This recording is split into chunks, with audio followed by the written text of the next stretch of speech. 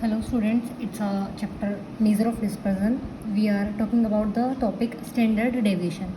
हालांकि तुम्हारी इस यूनिट में स्टैंडर्ड डेविएशन को एज अ मतलब ऑप्शन वाइज हम पढ़ सकते हैं, बट स्टिल कुछ बच्चों के डाउट्स है तो मैं इसको डिस्कस कर देती हूँ, ठीक है। तो स्टैंडर्ड डेविएशन पढ़ने के लिए उससे पहले हमें अर्थमेटिक मीन के बारे में जानना है। अर्थमेटिक मीन के बारे में हमने लास्ट क्लास में डिस्कस किया था कि होता क्या है।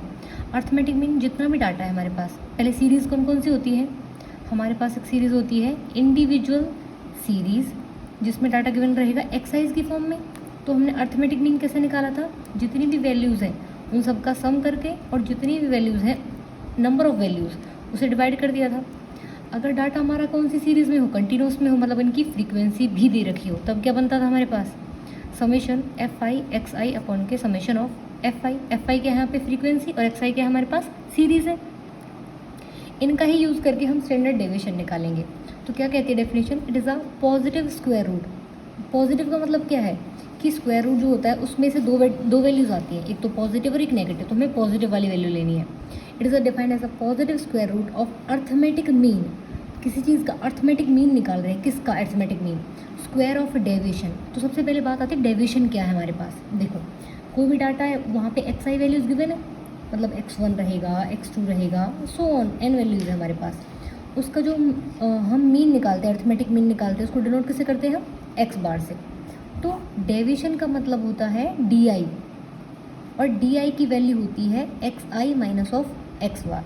दैट मीन्स हमारे पास कोई वैल्यू है x1, x2, x3 and so on, इन सब का मैंने मीन निकाल दिया, वो आई हमारे पास x bar value.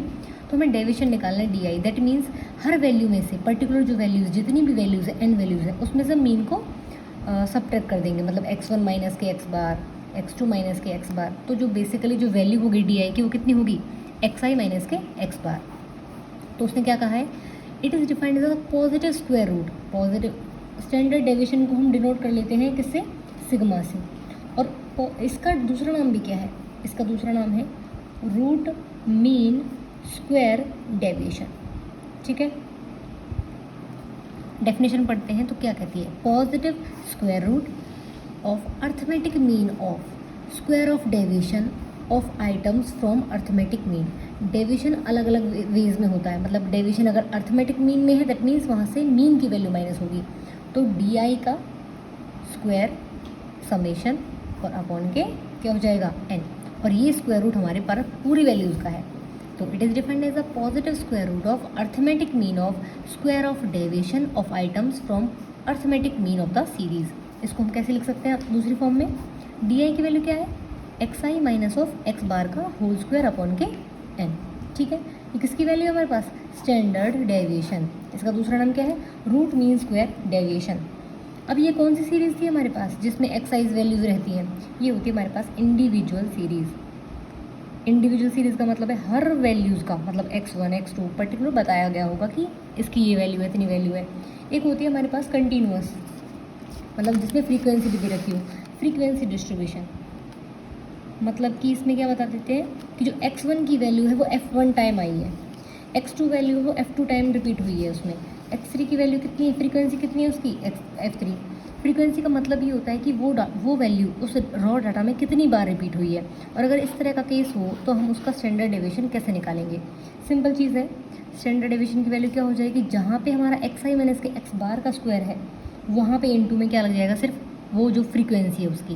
That means summation f I D I का स्क्वायर अपॉन एन, और ये उसका पॉजिटिव स्क्वायर रूट, ठीक है। यहीं पे अगर स्टैंडर्ड डेविएशन से रिलेटेड एक चीज़ होती है जिसका नाम होता है वेरिएंस।